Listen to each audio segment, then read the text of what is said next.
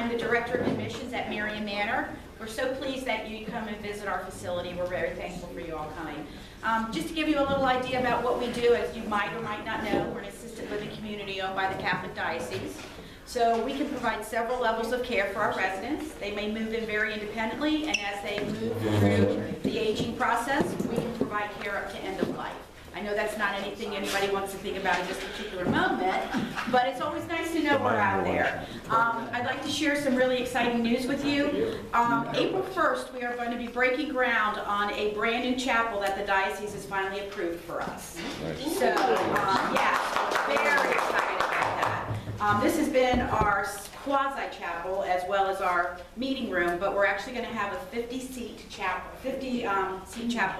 and we're running a little bit of a fundraiser for the stained glass windows that we're putting into the community. So if any of you feel like making a little donation, we'd be happy to take it. And you can talk with anybody in the office during the business week for that. So enjoy your meeting. Again, thank you for visiting us. We greatly appreciate you being here. Thank you. Good morning. I'm Orlana Castelluzzo, Chair of VBTA, and we have some interesting turn of events. Our speaker, John Atkinson, was supposed to be here at 9:30, and it's now 10 a.m., and we've tried to contact him and are unable to do so. So this glowing introduction that I have for him will be skipped, but we're fortunate enough to have John Moss, who's always a crowd pleaser, and John has agreed to present this morning some information that he has been working on. But before we do that, I'd like to introduce my board.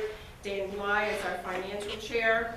Sandy Linkus is treasurer. Diana Howard at large. And Ed and Maria Malbeck, vice chair and communication director, are currently in Florida with Indian Motorcycles. And some of you are aware that they have opened a dealership in Newport News, and that's where they are. And Chuck Smith, our legal advisor, who is, if you've seen his post, running for Attorney General for the state of Virginia. I'd like to recognize, we have John Moss, former City Councilman Robert Dean just stepped out in the hallway. If you will stand for the pledge and then remain standing for the invocation.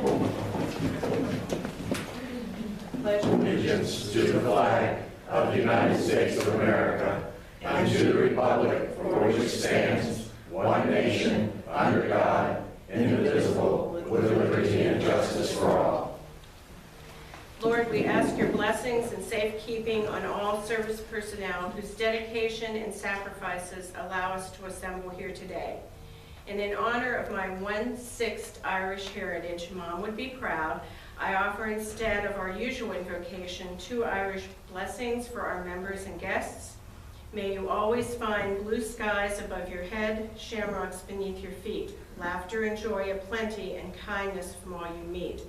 Good friends and kin to miss you if ever you choose to roam, and a path that's been cleared by angels themselves to carry you safely home. May God give you for every storm a rainbow, for every tear a smile, for every care a promise, and a blessing in each trial. For every problem life sends, a faithful friend to share, and for every sigh, a sweet song, and an answer for each prayer. You may be seated. Thank you. And we do have a few new guests here this morning, and I would like you to introduce your guests. John will be here in 5 minutes. Oh, thank you. Well, we'll let John start, and then you can relinquish.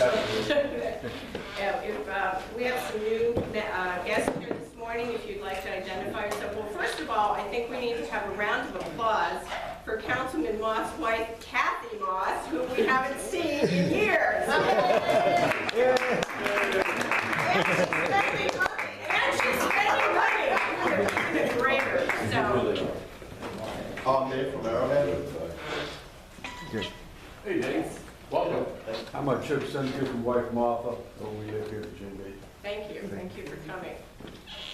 All right, John. Oh, yes. Lawrence Land just moved here with my family of 6 to Bay Colony. Great. Welcome. I want you to know that these guys were big workers last November at Galilee for petitions and also at London Bridge in the recent efforts. So, Thank you. anyway. Thank you. Thank you very much. Well, John Haas, I will let you, if you would like, and we'll then relinquish the podium to Mr. Atkinson. Well, this will be timely. I'll just focus on these two items. In our packet that we get every Friday evening, that's we can have fun over the weekend, I got two letters. One was from Councilwoman Rosemary Wilson, who I affectionately, along with the co-sponsors of her alternate light rail ballot question I called it before. That was Councilman Earn, Councilman Woods, Councilman Kane, and herself. They were proposing an alternative budget question, which they put forth to council last Tuesday, and it got a semi-warm reception, but certainly not one from me. Well, she sent a letter on dated Friday saying that she was going to be moving to have her resolution, which was already published, withdrawn. The day before that, and I got it both on the same day, was a letter from the mayor. And I'm just going to read it. So, then you can comment on it. Dear Vice Mayor and council members, reflecting upon the discussions regarding a light rail referendum and the importance of allowing our constituents, not bosses, but constituents, an opportunity to make their position on this matter known, it seems to me that a single question posed to the voters would be the proper way to proceed. As a grassroots effort to obtain public support for this referendum has been underway, and the question being proposed is reasonable, like that's his job, I would suggest that we agree to lend our support to that resolution once the petitions have been verified. Well, they'll be verified by the court and no action by council is required. This would avoid confusion by multiple questions being generated on the same subject during the same election. Our goal is to make a final decision regarding this project once we know all the cost. That will occur in April of 2017, after the November election. My feelings are that provided the project does not incur additional funding for both construction and annual operations and maintenance beyond what we have already appropriated on the same subject, excuse me,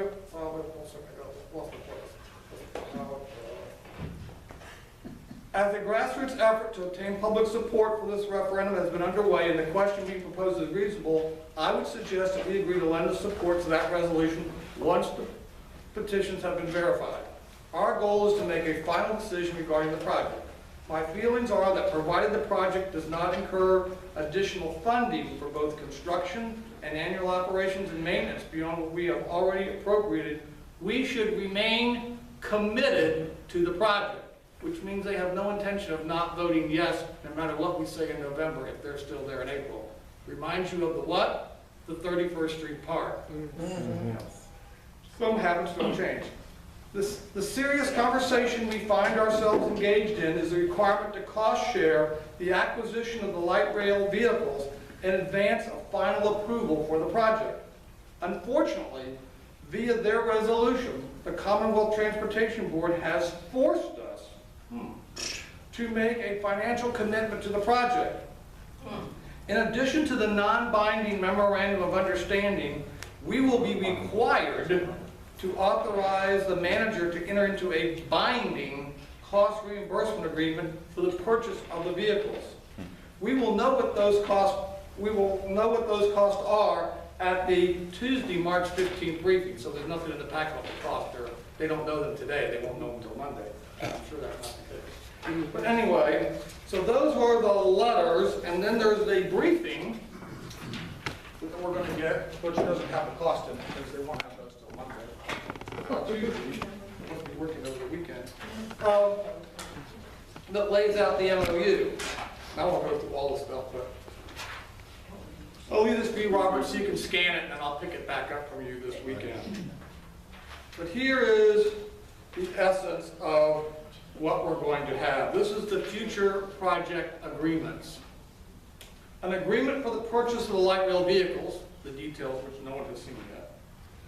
Utility agreements, the master interagency public-private joint development railroad and right-of-way agreements, I'm curious as to who the private people are, maybe that's a Model Alpha or a Tavares or someone. And then they have the operational and maintenance agreements for the project, none of which we have seen. Reimbursement agreements for the project cost incurred by HRT after completion of 30% of design. The Department of Rail and Public Transportation online agreement, master agreement for $155 million, that's the state share, the max. And then there's the agreement to be reimbursed for the vehicle purchases. Those are the agreements that are not yet done, but will be done versus the terms of this MOU. The schedule going forward, on 4 April, I thought it was going to be, 5 April, but I guess 4 April is a Monday, they're deciding before we vote. Finalize and execute the city HRT non-binding MOU. I think that's supposed to be 5 April. Endorse HRT applying for the grant to buy the vehicle, which will provide money for it to be reimbursed some amount later.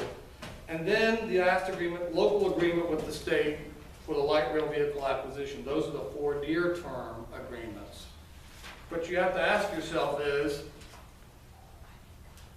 to obligate ourselves for $155 million, which we don't have to agree to, we can't be forced, and if all we're going to do is be reimbursed $10 million for the trains, I just as well say, well, let's wait till after the referendum. It's much cheaper to pay the $20 million for the trains you want when you want them versus obligate yourself to $10 million today. You might ask yourself, well, what's all the big push? Well, we all know what the big push is because the $155 million that the Secretary of Transportation promised the city of Virginia Beach and made that agreement was made prior to the adoption of HB 2, which said that all projects had to go through a rigorous review, and first and foremost, the consideration for being approved for a project was what? You had to deliver traffic congestion relief, which this project does not.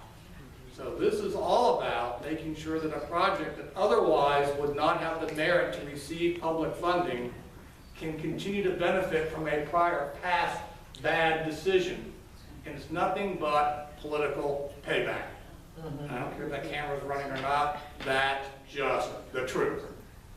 So what we're saying is that those special interests who fill my mailbox every day, I've just got a letter today, which I'll respond to in detail, and emails, are from those people who will materially benefit in a substantial way by the transfer of the wealth and the income from the hard-working residents of Virginia Beach for their benefit for a project that delivers, per the draft environmental impact statement, no positive public outcome. Let me repeat that. No positive public outcome. It does not reduce traffic. In fact, it will increase traffic. If you have the misfortune of living in Caroline Farms or Points West, East, and you have to go through that at-grade crossing of Princess Anne Road, you will be materially and significantly impacted in your daily commute in and out of that part of the city. Because you're not special interest enough to get an above-grade crossing, you get to be stuck in traffic. It also offers no material economic development benefit. That's not John Moss saying that. That was the draft environmental impact statement. Because we all know when you look at the strategic growth plan, the planning documents of the city of Virginia Beach, all that development is predicated on tremendous taxpayer expenditures, read public subsidies, the construction of parking garages, paying for other people's landscaping, paying for other people's sidewalks, making no contribution to the property tax base because they require additional tax increment financing districts. So that's what makes those possible. You can build that today without light rail because town center's there today with no light rail for those very reasons. It is the reverse of Robin Hood. Rob from the working people to give to the people who don't need it. And without further ado, the man of the hour. I will do my introduction. And I'll let Molly talk about our wonderful treasurer, John Atkinson.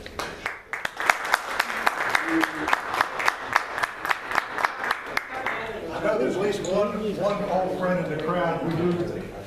Where's the usual booth? Yeah. And it wasn't unusually light, as a matter of fact. All right, I have your introduction, you have to submit. Oh, just a minute. We're delighted to welcome back John Atkinson, Virginia Beach Treasurer, as our guest speaker to give an update status on light rail referendum. And John spearheaded the daunting task of garnering sufficient signatures to put Stop Light Rail on the ballot in November. John took his battle to the media, Virginia Pilot Beacon, when those of us in the Say No to Light Rail trenches were at the end of our endurance. His determination to bring this battle to the forefront of Virginia Beach citizens with truth regarding accurate, extraordinarily high cost, and potentially never-ended financial liabilities gave a resurgence to this fight. We're grateful to John's perseverance and dedication to fiscal responsibility that we have yet to witness from City Council, with the exception of Councilman Moss, and I do have that in print, not because he's here this morning. Our gratitude to Mr. Atkinson for his resolve to take the fight to the people and give us an opportunity to have a legitimate referendum, not the convoluted script that we were previously presented. Please join me in welcoming Virginia Beach City Treasurer John Atkinson, and thank you, John Moss, for stepping up.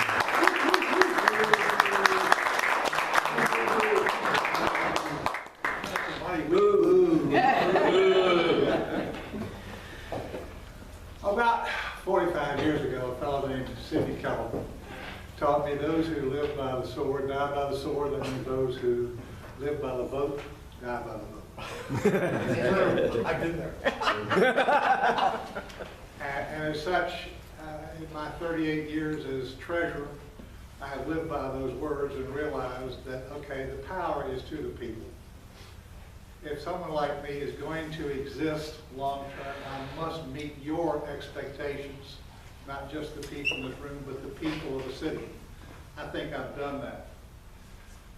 When light rail raised its ugly head, I may say, I would say that it was in 2011. The conversation was locally, oh my God, Norfolk's got this, fellas, we need to look into it. You know, it could be free. The federal government's going to pay it. It could be free. All right, it moved from the it could be free to what I call the big lie referendum. Yep. Our Secretary of Transportation and several other big businessmen in Virginia Beach went out and raised $500,000, put on a public relations program, an advertising program, and said something very close to this. We know the question is confusing, but the referenda is to study, not to finance and build light rail. And I don't know how anybody can call that anything less than a big lie. The citizens and the voters of Virginia Beach were lied to. They responded accordingly and voted to study light rail. It's been in study, and there has been nothing mentioned by City Council. I mean, they're all under the same umbrella. They're getting instructions from the same people. There's nothing there that says, okay, they don't talk about it, they don't raise the issue, they have their study meetings at different times of the year, and they don't say a word because they don't want anyone to know this moving along. Last May, I don't know, John, I don't look at these things very often. This is your all's bailiwick. I discover that the City of Virginia Beach has just passed a budget that included a $9 million a year tax increase solely for the benefit of light rail. In addition to that, it passed two other purchases, $20 million for engineering studies and $20 million for trains. 40 million plus, minus 9, that's 30 million plus, but that's 9 million a year. You can finance a lot of money with 9 million a year, believe me. So I wrote a letter to the editor, and it wasn't published. I calmed it down, wrote another one that wasn't published. Third time I called him. And I discovered that the editor lived in Suffolk, had absolutely no dog in this fight. He thinks Virginia Beach has to have light rail because we are just drowning in, transportation problems. We got the best highway system in Tidewater. Absolutely. Another thing, so when I finished talking to him, I came to the conclusion that John Atkinson had no access to the editorial page, and that the editor was not going to help, and that if my opinions were going to be